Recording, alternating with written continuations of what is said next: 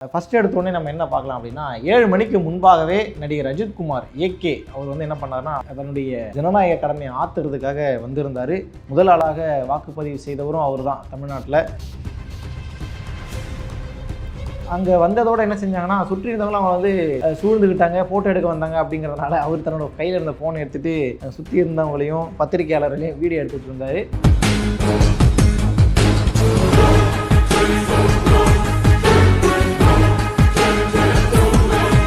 ஒரு surgeon doctor வந்து கியூவில் நின்றுருக்காரு, அதாவது ஓட்டு போடுறதுக்காக கியூவில் நின்றுருக்காரு. அங்கே என்ன சொல்லியிருக்காருன்னா, நான் ஒரு டாக்டர், நான் அடுத்து ஒரு ஆப்ரேஷன் இருக்குது, அடுத்து அவசர சிகிச்சை ஒன்று செய்ய வேண்டியிருக்குன்ற மாதிரி சொன்ன உடனே அங்கே இருந்த மக்கள் எல்லாம் அந்த மருத்துவரை முதல்ல கூட்ட அனுப்புங்கன்னு சொல்லி ஒரு நிகழ வைக்கக்கூடிய சம்பவம் திருவான்மியூரில் நடந்தது. டி ராஜேந்திரன் டிஆர் சார் என்ன பண்ணார்னா தேர்தல் அதிகாரிகளையே கேள்வி கேட்டிருக்காரு. என்ன அப்படின்னா, சீனியர் சிட்டிசன்ஸ் வந்து அந்த வாக்களிக்கக்கூடிய இடங்களில் நின்று இருக்கிறாங்க, அவங்களுக்கு உட்காரத கூட நீங்கள் சேர் தர மாட்டீங்களா, இப்படி தான் வந்து நீங்கள் நடந்துப்பீங்களான்ற மாதிரி சீனியர் சிட்டிசன்ஸுக்கு முதியவர்களுக்கு வயதானவர்களுக்காக அவர் வந்து பேசியிருந்த விஷயம் வந்து மிகப்பெரிய அளவில் வைரல் ஆச்சு. சீனியர் சிட்டிசனுக்கு தனி ரூல்னாங்க. 70 வயசுக்கு மேல இருக்கிறவங்க சீனியர் சிட்டிசன் அவங்களுக்கு போட்டுட்டு 68 69 வயசுல இருக்கிற தாய்மார்கள்லாம் கஷ்டப்படுறாங்க. வேலூர், கள்ளக்குறிச்சி, திருநெல்வேலின்னு சொல்லி பல மாவட்டங்களில் திருமணம் முடிந்த கையோடு அப்படியே வந்து ஓட்டு போட்டு மறுபடியும் திருமண மண்டபத்துக்கு போன தம்பதிகளுடைய புகைப்படங்களும் வீடியோக்களும் சமூக வலைதளங்களில் வைரலாச்சு. அதுவும் ஒரு வகையில் பாராட்டக்கூடிய விஷயமாக அது மாற்றப்பட்டது. ஏன்னா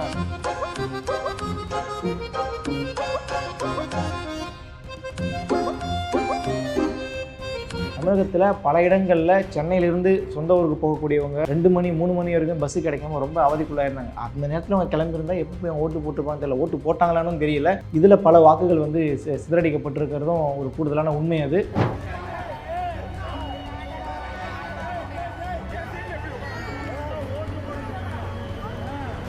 திமுகவுக்கும் தாவேகாவுக்கும் மோதல் நடந்தது. அதில் வந்து கள்ள ஓட்டு போட்டதாக ஒரு வாக்குவாதம் நடைபெற்று அந்த மோதல் நடந்தது. திருச்சி கிழக்கில் ஓட்டுப்பதிவெல்லாம் முடிந்த பிறகும் மிஷினை வந்து க்ளோஸ் பண்ணாமல் அப்படியே வச்சிருக்கிறாங்க, கள்ள ஓட்டு போட வச்சிருக்கிறாங்களா அப்படிங்கிற மாதிரி சில சலசலப்புகள். திருச்சி கிழக்கு விஜயவர்கள் நின்ற தொகுதியும் கூட அந்த இடத்துல ஒரு சலசலப்பு ஏற்பட்டது. ஒரு கலைபரமாச்சு அந்த இடங்கள் ஃபுல்லாக.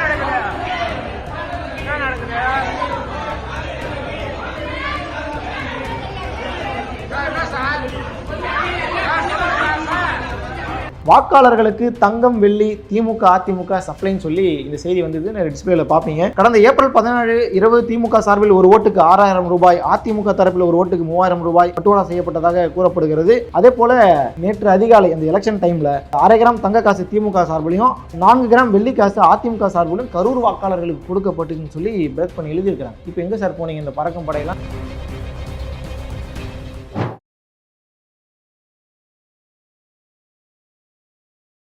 தேர்தலே பெரிய சுவாரஸ்யமான ஒரு விஷயம். அந்த சுவாரஸ்யத்துக்குள்ளே சுவாரஸ்யத்தை இன்னும் தூக்கலாக போடுற மாதிரி நிறைய சம்பவங்கள்லாம் நடந்துச்சு நேற்று தேர்தல் நடந்த நாளையொட்டி. ஏப்ரல் 23 தமிழகத்தினுடைய சட்டமன்ற தேர்தல் 2026 நடைபெற்றது. அந்த தேர்தலில் நடந்த சில சுவாரஸ்யமான விஷயங்கள் தான் இது. ஃபர்ஸ்ட் எடுத்தோடனே நம்ம என்ன பார்க்கலாம் அப்படின்னா, 7 மணிக்கு முன்பாகவே நடிகர் அஜித்குமார் ஏகே அவர் வந்து என்ன பண்ணார்னா தன்னுடைய ஜனநாயக கடமையை ஆத்துறதுக்காக வந்திருந்தார். முதல் ஆளாக வாக்குப்பதிவு செய்தவரும் அவர் தான் தமிழ்நாட்டில். அங்கே வந்ததோடு என்ன செஞ்சாங்கன்னா சுற்றி இருந்தவங்களும் அவங்க வந்து சூழ்ந்துக்கிட்டாங்க, ஃபோட்டோ எடுக்க வந்தாங்க. அப்படிங்கிறதுனால அவர் தன்னோட கையில் இருந்த ஃபோனை எடுத்துகிட்டு சுற்றி இருந்தவங்களையும் பத்திரிகையாளர்களையும் வீடியோ எடுத்துகிட்டு இருந்தார். இது ஒரு பெரிய விஷயமாக பேசப்படுது. ஏன்னா முதல் ஆளாக தன்னுடைய கடமையை வந்து அவர் செஞ்சுருக்கிறாருங்கிற மாதிரி பேசப்பட்டது. திருவான்மியூர் பக்கம் வந்தீங்கன்னா அங்கே வந்து திருவள்ளூர் நகர், அதாவது ஸ்ரீ சங்கரா மெட்ரிகுலேஷன் ஸ்கூல் கிட்ட அங்கே இருக்கக்கூடிய பூத் 301வது பூத்தில் ஒரு சர்ஜியன் டாக்டர் வந்து கியூவில் நின்றுருக்கார், அதாவது ஓட்டு போடுறதுக்காக கியூவில் நின்றுருக்கார்.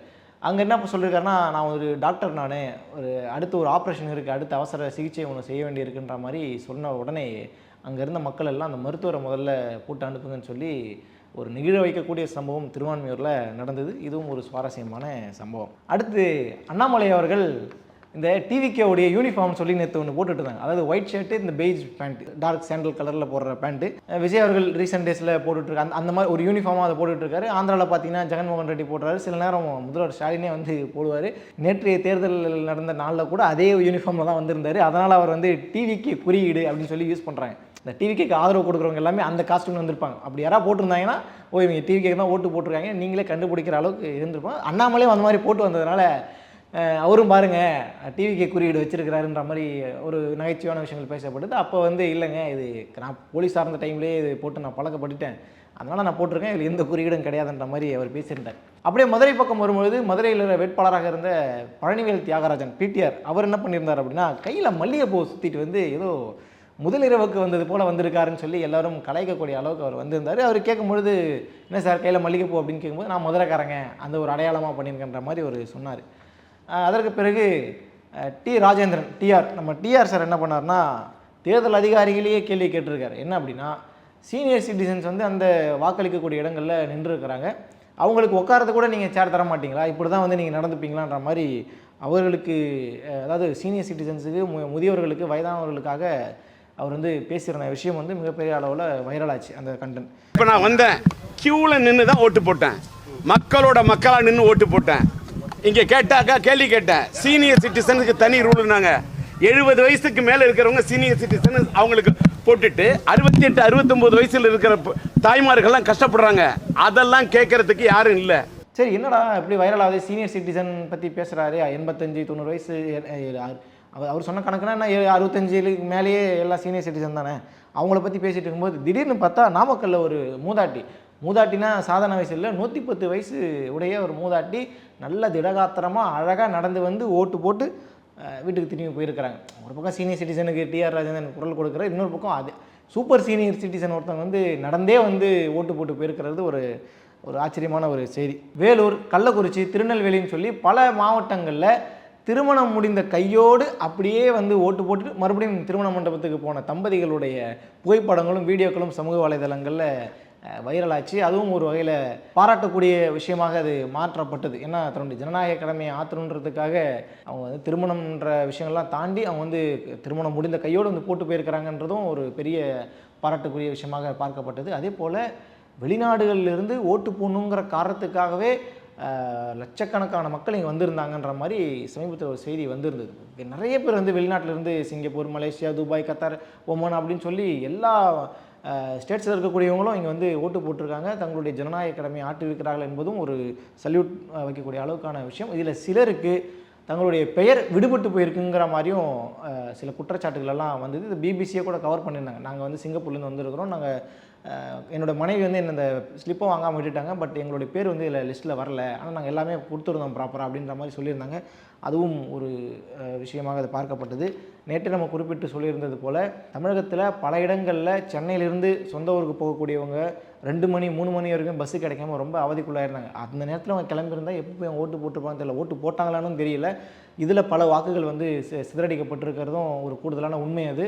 அதே போல் எஸ்ஐஆரில் விவரங்கள் வராத சில இளைஞர்களும் சரி, சிலருடைய பெயர்கள் அது ஒரு கணிசமான அளவு கூடிய மக்களுக்கு அவங்களுடைய பேர் வரவே இல்லை அந்த லிஸ்ட்டில், நாங்கள் ட்ரை பண்ணோம், அது எங்களுக்கு அப்ளை ஆகலைன்ற மாதிரியும் சிலர் சொல்லியிருந்தாங்க. இப்படி வாக்குகள் சிதறடிக்கப்பட்ட சம்பவங்களும் கூடுதலாக நடந்தது. கரூரில் போலீஸோடைய அந்த செயினில், போலீஸோடைய யூனிஃபார்ம்லேயே ஒரு செயின் அட்டாச் ஆகிருக்கும், அதில் வந்து விசில் இருக்கும் இல்லையா, அந்த விசில் அடித்தாருங்கிறதுக்காக, விசில் வந்து ஒரு கட்சியோட சின்னம், அது எப்படி நீங்கள் அடிக்கலாம், அதை கழட்ட சொல்லி எதிர்ப்பு தெரிவிச்சிருக்கிறாரு எக்ஸ்எம்எல்ஏ காமராஜ், திமுகவுடைய முன்னாள் சட்டமன்ற உறுப்பினர். அவர் வந்து ஒரு விசிலுக்கு, அதாவது போலீஸோடைய விசிலை பார்த்துட்டு இது வந்து ஒரு சின்னத்தோட ஒரு கட்சியோடைய சின்னம், இது எப்படி நீ அடிக்கலான்ற மாதிரிலாம் அவர் கேட்டிருக்கிறாரு. பட் இது எந்த அளவுக்கு சரின்றதுலாம் தெரியல. காலையில் டெய்லியும் சூரிய நொதிக்குது, அதனால் கையை வச்சு மறைச்சிக்க முடியும், இது அப்படி புரிஞ்சுக்கிற அந்த அளவுக்கு தான் அவங்களுடைய பக்குவம் இருக்குன்ற மாதிரி தான் நம்மளால் புரிஞ்சிக்க முடியுது. அதே போல் சில இடங்களில் கட்சியினருக்குடைய இடையே மோதல்லாம் கூட நடைபெற்றது. குறிப்பாக திருப்பத்தூர் அந்த வாணியம்பாடி பக்கத்தில் வந்து திமுகவுக்கும் தாவேகாவுக்கும் மோதல் நடந்தது. அதில் வந்து கள்ள ஓட்டு போட்டதாக ஒரு வாக்குவாதம் நடைபெற்று அந்த மோதல் நடந்தது. திருச்சி கிழக்கில் அந்த ஓட்டுப்பதிவெல்லாம் முடிந்த பிறகும் மிஷினை வந்து க்ளோஸ் பண்ணாமல் அப்படியே வச்சுருக்கிறாங்க, கள்ள ஓட்டு போட வச்சுருக்கிறாங்களா அப்படிங்கிற மாதிரி சில சலசலப்புகள். திருச்சி கிழக்கு விஜய் அவர்கள் நின்ற தொகுதியும் கூட அந்த இடத்துல ஒரு சலசலப்பு ஏற்பட்டது. ஒரு கலைபரமாச்சு அந்த இடங்கள் ஃபுல்லாக.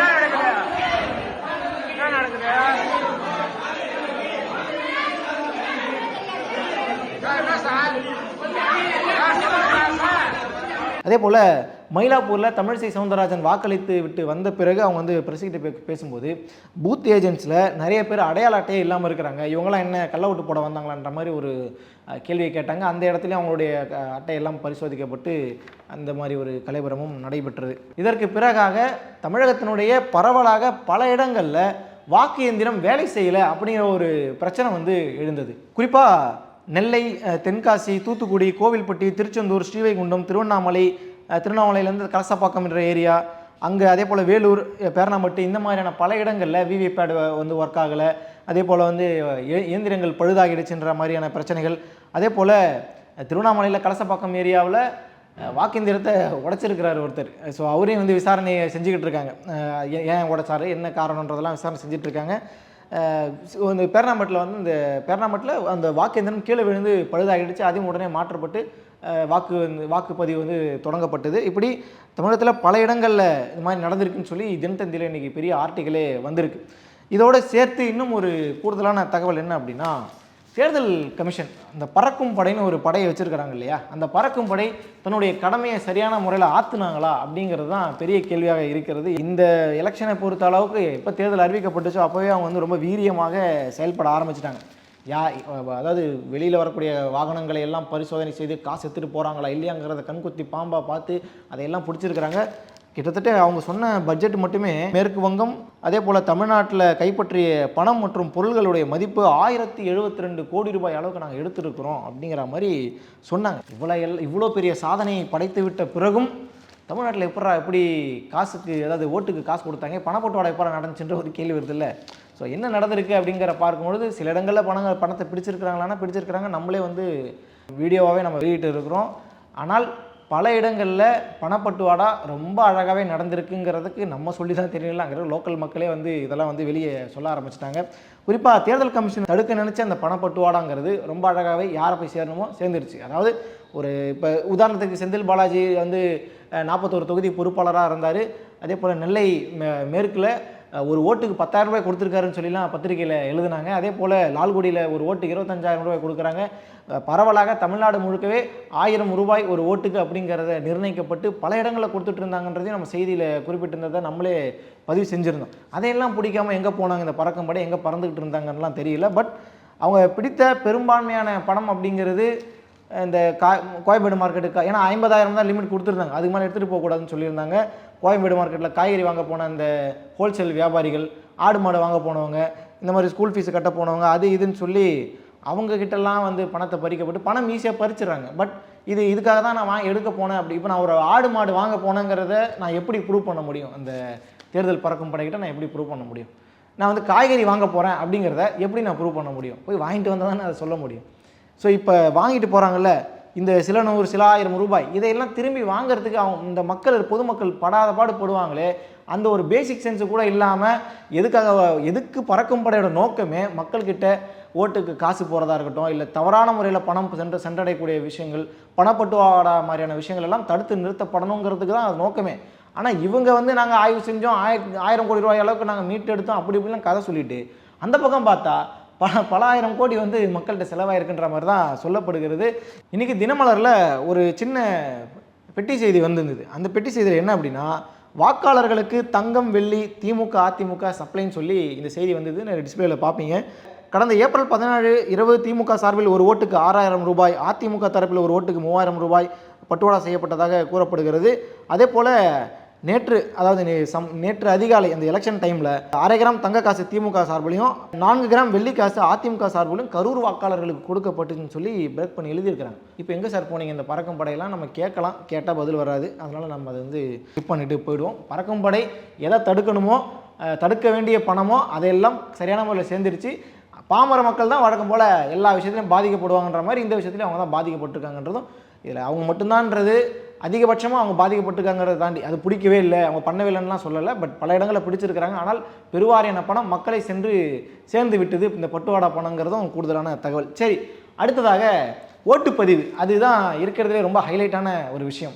தமிழகத்தினுடைய வாக்குப்பதிவு அப்படிங்கிறது பெரிய அளவில் எல்லோரையுமே திரும்பி பார்க்க வைத்திருக்கிறது. 85% அளவுக்கு ஓட்டு வந்து பதிவாயிருக்கு அப்படின்னு சொல்லியெல்லாம் செய்திகளை நம்ம வந்து பார்த்துட்டு இருந்தோம். அதாவது கடந்த 2021 தேர்தலை காட்டிலும் இந்த முறை வந்து கூடுதலாகவே வாக்குகள் பதிவாகிருக்கு. கிட்டத்தட்ட 24 லட்சம் வாக்குகள் வந்து பதிவாகியிருப்பதாக சொல்லப்படுகிறது. இல்லைங்க, 2021 6.29 கோடி, கிட்டத்தட்ட ஒரு 6.5 கோடி மக்கள் இருந்தாங்க, 6.25 கோடி மக்கள் இருந்தாங்க. ஆனால் அப்போவே வந்து வாக்கு வந்து 4.63 கோடி, அதாவது 4.63 லட்சம் தான் பதிவாக இருந்தது. இப்போ கூடுதலாக ஒரு 20 லட்சம் பதிவாயிருக்கு. இதெல்லாம் ஒரு பெரிய விஷயமே கிடையாதுங்க. ஏன்னா எஸ்ஐஆர் வேறு வந்துச்சு, அது வேறு இப்போ ஒரு பெரிய கணிசமான ஒரு சதவீதத்தை இழுத்துட்டு போயிடுச்சு. அதை கம்பேர் பண்ணி பார்க்கும்போது இது இல்லைங்கன்னு சொன்னாலும் 20 லட்சம் வாக்குகள் சாலிடாக கூடுதலாக பதிவாயிருக்கிறது. கடந்த ஆண்டை ஒப்பிடும் பொழுது 2021 73.63%, 2026 85.10% அப்படிங்கிற அளவுக்கு வாக்குகள் பதிவாகி இருப்பதுன்றது மிகப்பெரிய அளவு ஒரு சாதனையாகவே பார்க்கப்படுகிறது. கடந்த காலங்களில் கிட்டத்தட்ட 80 தாண்டி, அதாவது 75 தாண்டி பெரிய அளவுகளை எங்கேயுமே பதிவாகலை கடந்த ஆண்டில். ஒரே ஒரு முறை 1967 பதிவாயிருக்கே தவிர அதுக்கு பிறகு 2011 அதை தாண்டி பெரிய அளவில் எங்கேயுமே பதிவாகலை. பட் இந்த முறை ஒரு பெரிய சாதனை செய்திருக்கிறது தமிழகம் அப்படிங்கிறது கூடுதலான தகவல். இதில் டாப் 10 தொகுதிகள், அதாவது 90 வாக்கு விழுக்காடுகள் வந்து பதிவான தொகுதிகள்னு சொல்லி சில லிஸ்ட் இருக்குது. அதில் வந்து பார்த்தீங்கன்னா கிட்டத்தட்ட ஒரு 30க்கும் மேற்பட்ட தொகுதிகள் 90லேருந்து 90க்கு மேலே 91, 92, 93% அளவுக்கெல்லாம் பதிவாகி மிகப்பெரிய ஒரு ஆச்சரியத்தை ஏற்படுத்தி இருக்கிறது. குறிப்பாக அதிகபட்சமாக சேலம் மாவட்டம் வீரபாண்டி சட்டசபை தொகுதியில் 93.17% வாக்குகள் பதிவாகி இருக்கிறது. குறைந்தபட்சமாக கன்னியாகுமரி மாவட்டத்தினுடைய கிள்ளியூர் சட்டசபை தொகுதியில் 71.18% வாக்குகள் பதிவாகி புதிய சாதனையெல்லாம் படைச்சிருக்கிறாங்க. கடந்த ஆண்டுகளை ஒப்பிடும்பொழுது கூடுதலாகவே வந்து கிட்டத்தட்ட ஒரு 12-13% அதிகமாகவே வாக்குகள் விழுந்திருக்கு. எஸ்ஐஆரும் ஒரு காரணம் இருக்குது. பட் அதை தாண்டி பர்சன்டேஜ் அடிப்படையில் பார்த்தா வாக்குகள் அதிகமாக இருக்குன்றதும் ஒரு கூடுதலான தகவல். இன்றைக்கி வந்த இந்த தினமலர் பேப்பரை நீங்கள் பார்க்கலாம், எந்தெந்த தொகுதியில் எவ்வளோ வாக்குகள் பதிவாக இருக்குன்றதெல்லாம் ரொம்ப டீட்டெயிலாகவே போட்டிருக்கிறாங்க. இதெல்லாம் நம்மளை நாமளே பாராட்டிக்க வேண்டியதான். பரவாயில்ல, மக்கள் வந்து தெளிவாக இருக்கிறாங்க. அதே போல் வந்து இளைஞர்கள், பெண்கள் அதிக அளவில் வாக்குகள் செலுத்தியிருக்கிறாங்கன்ற மாதிரியான செய்திகள்லாம் வந்தது. இதுதான் நேற்று வரைக்கும் நடந்த அந்த சுவாரஸ்யமான தகவலில் இதுவும் கூடுதலான தகவல். இப்படி எலெக்ஷன் சுவாரஸ்யமாக நடந்துருச்சு. எலெக்ஷன் ரிசல்ட்டில் என்ன சுவாரஸ்யம் இருக்குங்கிறத பொறுத்திருந்து பார்க்கலாம். நன்றி.